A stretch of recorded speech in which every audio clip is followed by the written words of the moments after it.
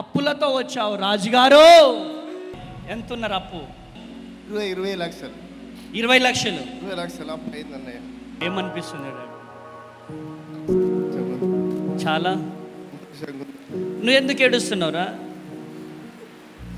చెప్పు, మైక్ పట్టు. అమ్మ నాన్న ఏడుస్తుంటే బాధ అనిపిస్తుంది. ఈరోజు మాట్లాడేందుకు నాకు ఆనందంగా ఉంది. పట్టలేనంత ఆనందం. 100% దేవుడు ఉన్నాడు. ఇంత గొప్ప దేవుడు మనం ఉన్నందుకు మనం ధన్యులం అందరం. దేవుడు నిజంగా నాతో మాట్లాడాలని అర్థం చేసుకొని వచ్చిన వల్ల మాట్లాడి ఇంతకంటే గొప్ప సంతోషం ఏముండదు నా జీవితంలో. నువ్వు తప్ప నాకీ లోకంలో ఎవరున్నారయ్యా, నీకు తప్ప నాలో ఎవరికి చోటే లేదయ్యా.